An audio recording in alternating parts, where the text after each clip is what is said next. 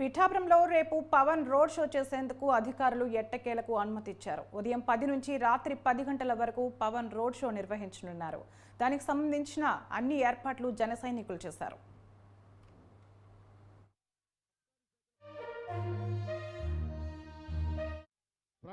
కనీసం నేను ఒక అబ్కారీ శాఖలో పనిచేసిన ఉద్యోగి, మా నాన్న కల్తీ మందు ఎంత ప్రాణాంతకం